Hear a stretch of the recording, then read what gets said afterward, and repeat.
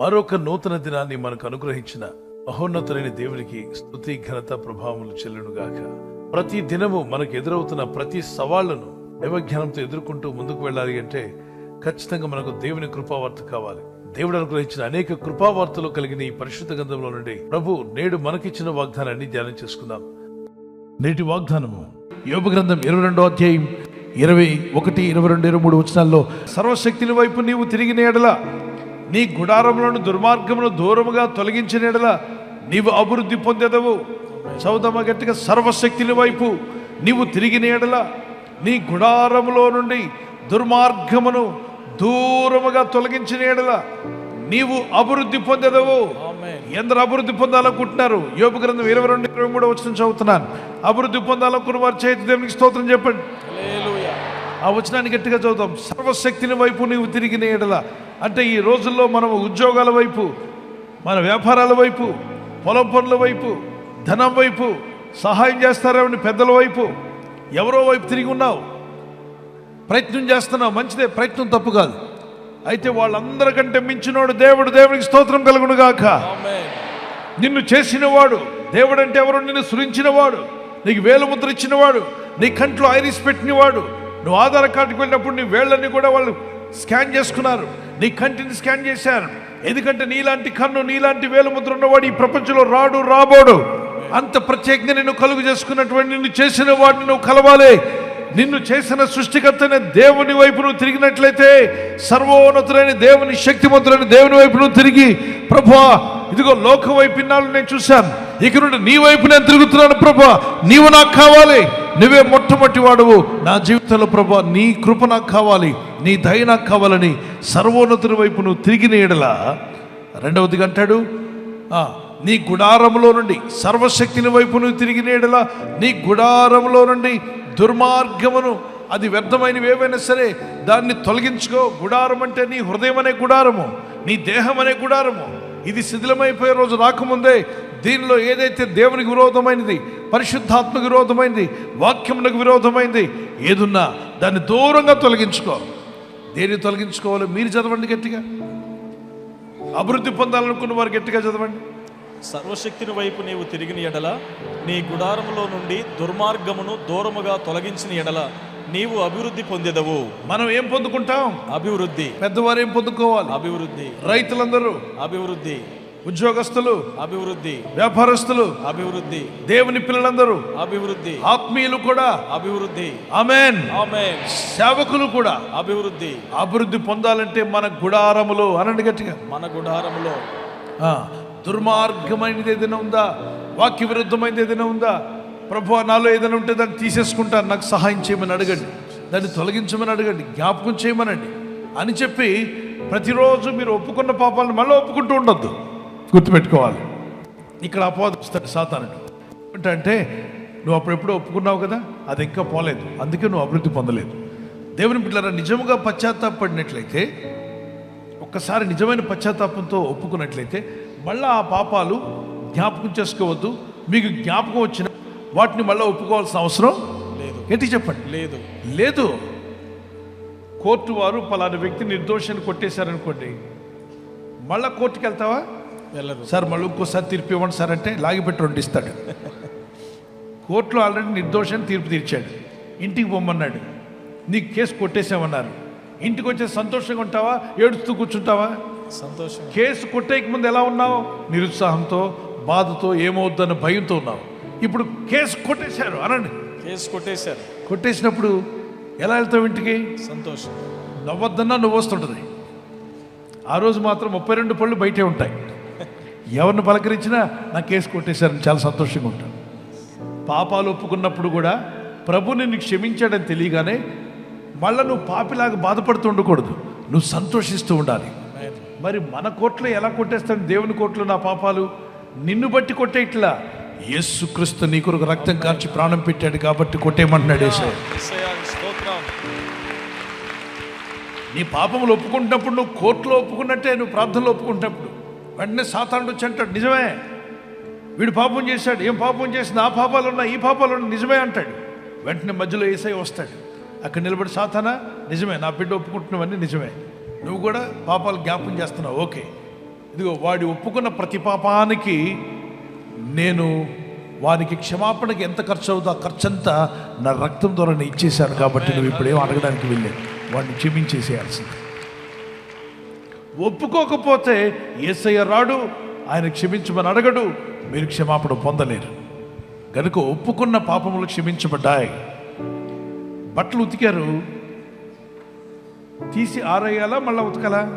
ఆరేయాలి. మళ్ళీ ఉతికితే మళ్ళీ 10 సార్లు ఉతికితే ఉతికిన బట్టను మళ్ళీ ఉతుకుదాం అని వాషింగ్ మిషన్లో తీయడం వేయడం చేస్తే ఇట్లా అవుతుంది. బయటకు వచ్చిన షర్టు ఏమైపోద్ది?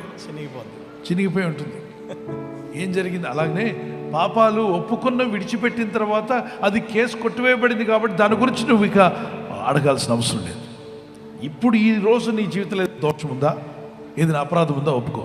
20 ఏళ్ల క్రితం 10 ఏళ్ల క్రితము నువ్వు ఒప్పుకున్నావు, విడిచిపెట్టావు, ప్రభు క్షమించాడు, నీకు రక్షణ ఆనందం కలిగింది. మళ్ళా వాటిని ఒప్పుకో అని చెప్పే వాళ్ళు చాలామంది ఉన్నారు.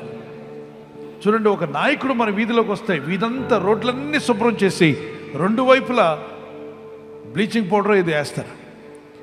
ఇప్పుడు మీ ఇంటికి వచ్చేది, మీ గుండెల్లోకి వస్తుంది రాజకీయ నాయకుడు కాదు, సర్వశక్తిమంతుడైన దేవుడని హృదయంలోకి వస్తుండగా ఇందులో తగిన చెత్త చెదారము వ్యర్థమైనవన్నీ బయట వేయొద్దా?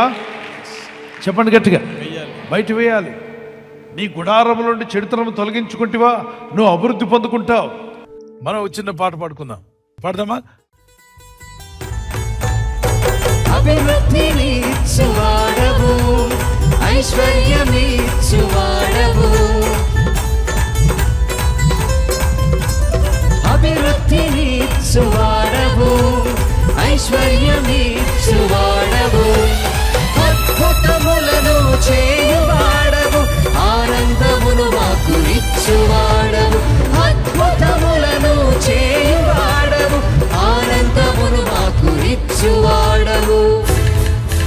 ఈ రక్షణానందము మాకిచ్చిన దేవా, మము ఆదరించువాడవు, మము ఆదుకొనువాడవు, నీకే స్తుతియు మహిమా ఘనత యుగ యుగములు చెల్లునుగాక, నీకే స్తుతియు మహిమా ఘనత యుగ యుగములు చెల్లునుగాక. గట్టిగా చప్పట్లు కొట్టి దేవునికి స్తోత్రం చెల్లిద్దాం. Praise the Lord. అపవాది సమస్యలు తేవడం మానేస్తాడా? వాడు ఉన్నంతకాలం మనం ఉన్నంతకాలం వాడు తెస్తూనే ఉంటాడు. వాడు పేరే ట్రబుల్ మేకర్. ఏదో ఒకటి తెస్తాడు. మనకు ఈ ట్రబుల్స్ ని తట్టుకునే శక్తినిచ్చే ఒక ఆయన ఉన్నాడు మనకు. ఆయన పేరు హల్లెలూయా. కీర్తన 55:22 అందుకే మీరు చిన్నప్పటి నుండి విశ్వాసంలో ఉన్నవారు ఒకసారి చెక్ చేసుకోండి. ఎన్ని సమస్యలు రాలేదు, ఎన్నిటిని మీరు జయించలేదు. దేవుడు జయం ఇచ్చాడు కదా. ఈ రోజు వచ్చిన సమస్య మీద కూడా నీకు జయం రాబోతుందని నమ్మితే దేవునికి స్తోత్రాలు చెల్లించు. ఈ రోజు చాలా సమస్యలు ఉన్నాయి. పోతాయా పోవంటే ఇన్నేళ్లుగా ఎన్ని సమస్యలు వచ్చాయి, వాటన్నిటిని ఎలా సమస్య పోయేలా దేవుడు చేశాడు. ఇప్పుడు నీ ముందున్న సమస్యనే కొండ సమస్య పోయే రోజు రాబోతుంది. దేవుడు నీకు సాయం చేయబోతున్నాడు. పట్టుదలతో ఆసక్తితో ప్రార్థన చేస్తే దేవుని కనికరం చొప్పున నువ్వు జవాబులు పొందబోతున్నావు.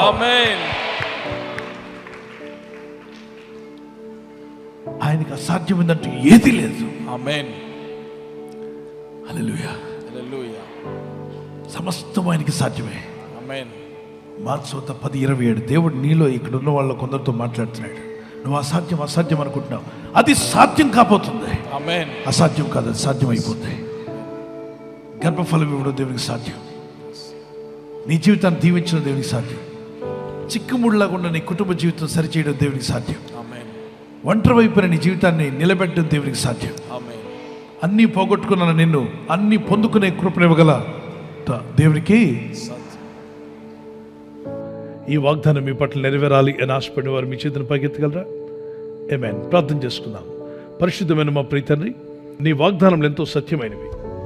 నీ యందు భయభక్తి కలిగిన వారు as the soul prospers you are going to prosper them. యెహోవా ఆశీర్వాదము ఐశ్వర్యం ఇచ్చునని చెప్పిన నీ వాగ్దానము నీ ప్రజల పట్ల నెరవేరుస్తున్నందుకు స్తోత్రాలు చెల్లిస్తున్నాను. ఈ దినం ఎవరైతే ఈ వాగ్దానం పట్టుకుని ప్రార్థిస్తున్నారో వారి జీవితాల్లో ఈ వాగ్దానం నెరవేరునుగాక. వారిని ఇంకనూ ఆశీర్వదించి అభివృద్ధి పొందిస్తానని వాగ్దానము నెరవేర్చండి. వారిని వారి పిల్లలను కూడా అభివృద్ధి పరచండి. ఈ రోజు ప్రార్థించి ప్రయత్నించబోతున్న శంకుస్థాపన అయిన, గృహప్రవేశమైన, ఒక బిజినెస్ ప్రారంభిస్తున్నా, ఉద్యోగ ప్రారంభానికి వెళ్తున్నా, ఒక మంచి కార్యక్రమాన్ని ప్రారంభిస్తుండగా, నేను వారి బిడ్డల వివాహం కొరకు ప్రయత్నాలు చేస్తుండగా, వారు చేస్తున్న ప్రయత్నాలు ఫలించలాగున మీ దూతలకు ఆజ్ఞాపించండి. మీరు ఆజ్ఞాపిస్తే కార్యాలు జరుగుతానైనా.